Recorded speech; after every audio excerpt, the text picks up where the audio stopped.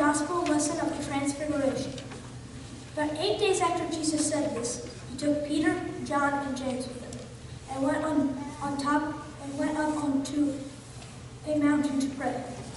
And he was praying, the appearance of his face changed, and his clothes became bright as a flash of lightning. 2 men, Moses and Elijah, appeared in the glorious splendor, talking with Jesus. They spoke about his departure, which he was about to bring a fulfillment at Jerusalem. But Peter and his companions were very sleepy, but when they became fully awake, they saw the glory and 2 men standing with them. As the men were leaving, Peter said to him, "Master, it is good for us to be here. Let us put up 3 shelters, one for you, one for Moses, and one for Elijah." He did not know what he was saying. While he was speaking, a cloud appeared and covered them, and they were afraid as they entered the cloud. A voice came from the cloud saying, "This is my son, who I am chosen. Listen to him." When the voice had spoken, they found that Jesus was alone. The disciples kept this to themselves and did not tell anyone at the time what they had seen.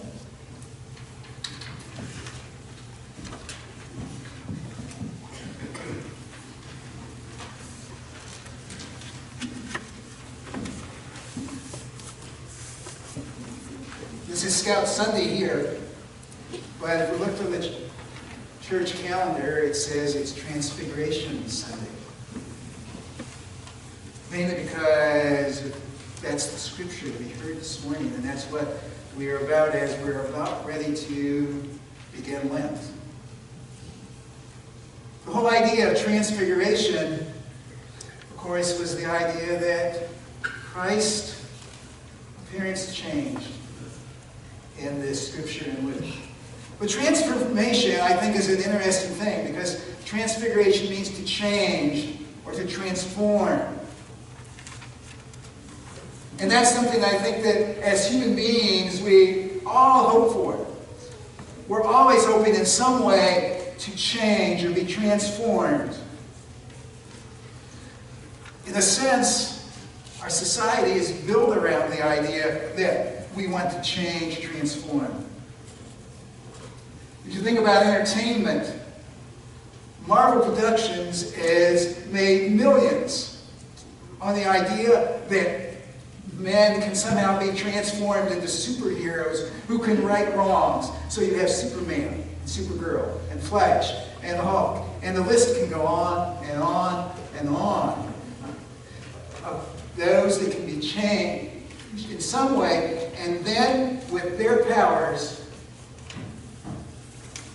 correct some evil in the world or help right wrongs. Star Wars is sort of based on the whole same idea. If we only had the Force can make the world better in that far, far away galaxy. Parade a few months ago said they made $28 million selling costumes, gadgets, and having people attend conventions where they can pretend they have those powers. Advertising itself is based on the whole idea of changing. Almost every month there is a new diet being advertised that promises you can change how you look. You can change your weight, and you won't have to change one thing you eat. Or that there is a cream that you can put on your face that will make you look 20 years younger. Or if you buy this particular car, you'll somehow be more attractive, maybe even sexier.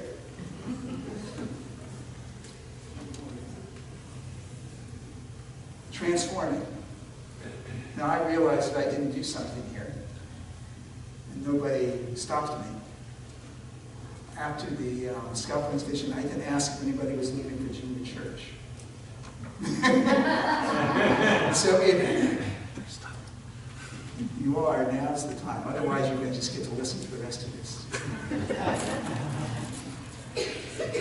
Okay, I'll keep going. Michael's walking out. So.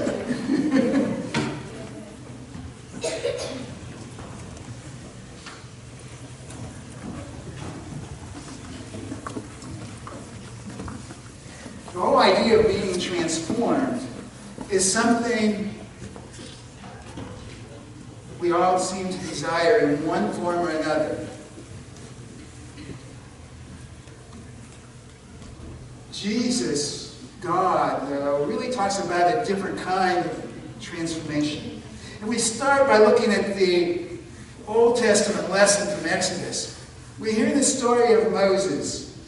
Moses went up to the mountain, came down, and his face was aglow.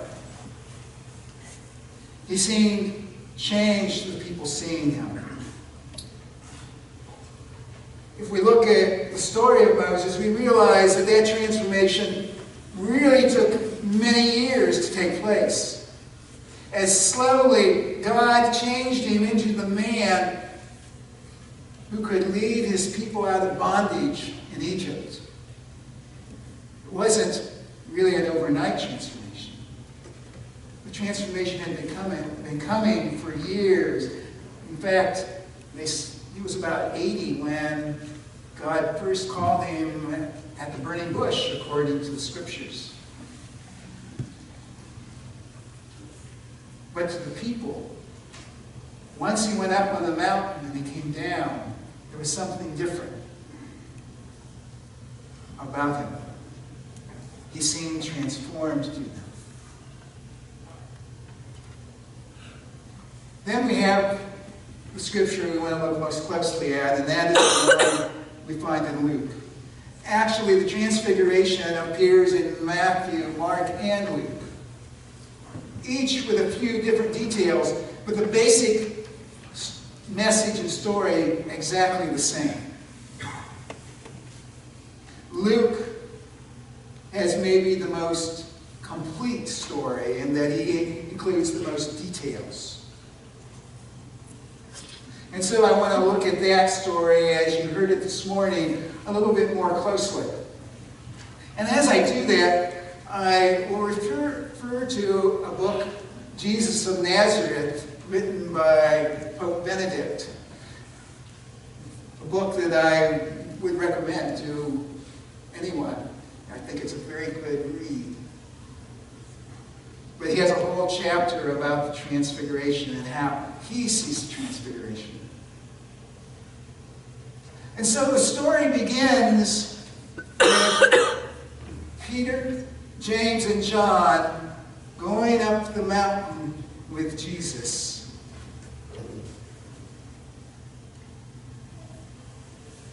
Pope Benedict says he ascends the mountain. And he noted that that has often been the case as you look at many stories in the Old Testament, that people who were wanting to speak with God ascended the mountain. He also says that, ascending can be taken literally, where you actually do climb the mountain, or you can take it as simply separating yourself from the distractions of the world so that you can hear what God is sharing with you.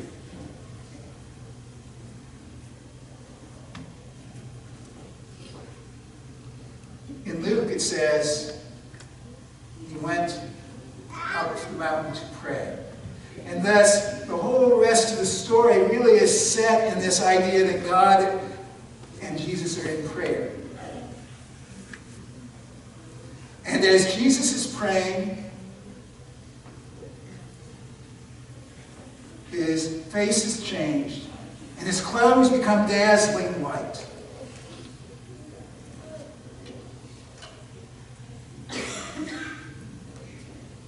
Signs of his messiahship. Pope Benedict said one of the real differences is here it was like the change came from within Jesus himself. He knows that if we go to the book of John, where it talks about Jesus being the light of the world, that it was that light that the disciples were seeing, which I thought was an interesting view or insight of it. As versus Moses, who simply reflected the glory of God. Jesus is the glory of God. The next verse says that Moses and Elijah appeared with him.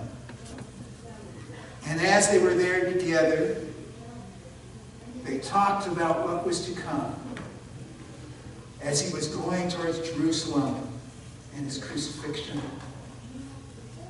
And the fact that he's going to be raised and glorified.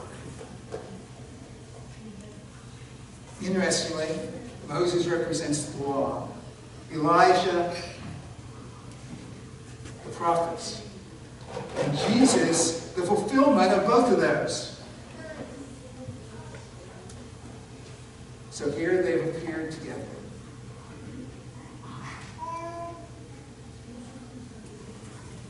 The next thing, of course, that happens is that the disciples, who, whether they've been asleep or sort of asleep or sort of in a trance because it was a long walk up the mountain, become aware of what's going on, or at least Peter does, and he suggests building a hut for Moses, for Elijah, and for Jesus. And as he's suggesting that, a cloud comes in over the mountain. God often seems to appear in a cloud. If you go through the Old Testament, when he is speaking to people. And they hear him say, "This is my son, my chosen one. Listen to him."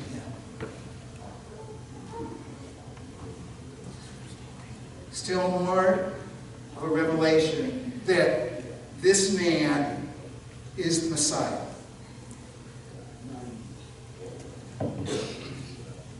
This whole story, of course, comes right after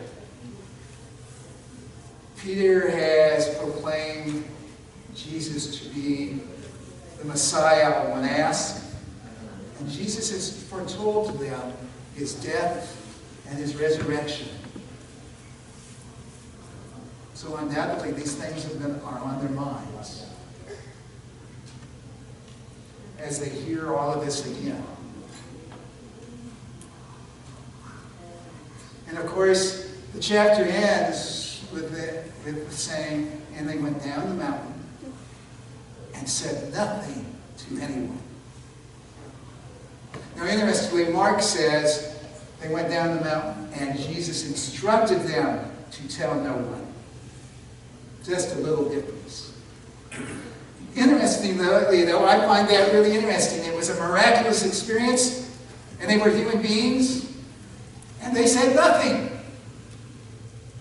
They were really good. Most of us would have wanted to tell someone. But they would go through all the events that were to follow, all the events that we're going to be looking at over the next several months as the Christian church, all the way through Pentecost. And even as you read Acts and as they're preaching, and never again do they mention this event in anything that is written. Quite an interesting fact. Now, it could be that it was just very overwhelming to them, or maybe they weren't sure, maybe it was just a dream, or maybe there were so many events happening that it doesn't seem as important to them as it might to us as we read it.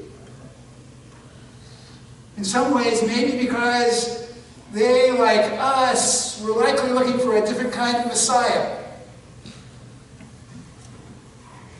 Face it, they really wanted Messiah who was going to be a hero, who was going to throw the Romans out of their world, who was going to make things right in their world, make the Jewish people truly the nation of the world. And here was this man who was preaching about loving your neighbor, loving your enemy, caring for the poor, the prostitutes, the unwanted of the world.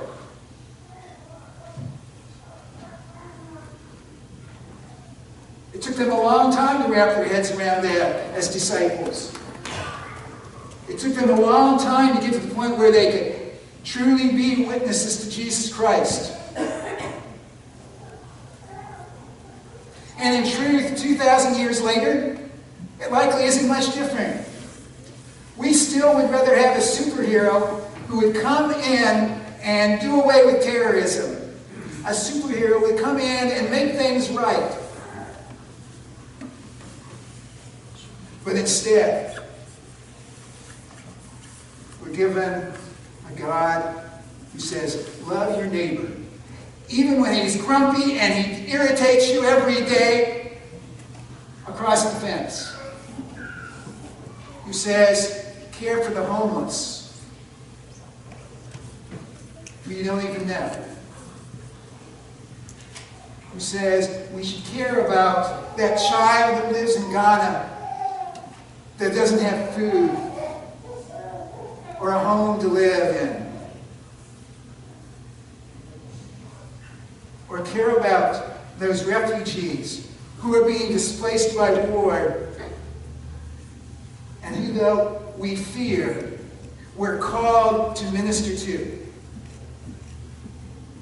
That's the Jesus Christ, the Messiah, that we have chosen to follow. And this is difficult for us today as I think it was for them in their time. So it takes us a long time to wrap our heads around that whole idea that this is the God we have chosen, that we are to listen to.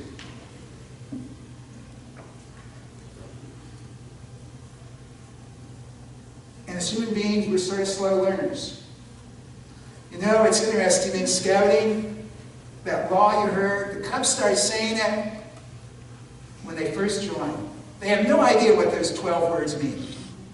Right? Yeah, you guys have no idea. But they keep saying it, and they keep talking about it as they go through the scout program. At every rank, they're asked to talk about what do those words mean, how are they living them.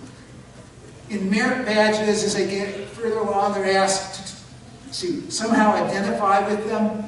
And then they get to be Eagle Scouts, those who get there. And in my conferences with them, we'll talk about them. And I realize they still don't get most of them. They don't really understand what it means to be brave. That it's not just standing up when something is wrong, that it's being willing to stand up in front of your friends when they all disagree with you because you know what is right. Then I realize that even as adults, we still struggle with those 12 words. 40 years later, I still struggle with those words. And then I look at the church and I realize we do the same thing. We start, if you start when you're a little kid, and you start learning the stories of the Old Testament about these people and how they lived and about Jesus and what he was teaching and trying to get people to understand. And we do it over and over and over. For 30 years, for 40 years, for 50 years. And we still struggle with the idea that this is the man we're to follow.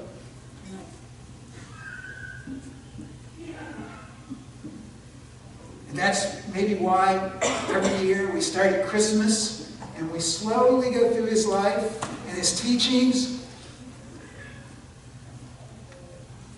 so that one more time we have a chance to get a handle on the idea that he is the light of the world,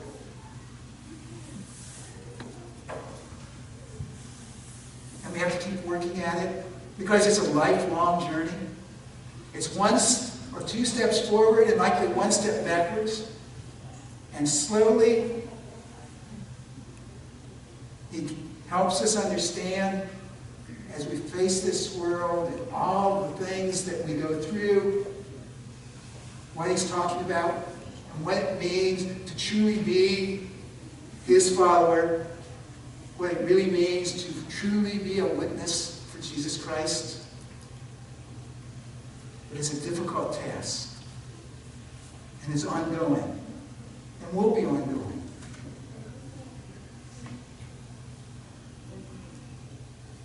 But my prayer would be that hopefully a little of that light that shined out of him on that transfiguration on the mountain would shine from us and touch the people around us, and hopefully touch some parts of the world also. May we seek that light in all we do. Amen.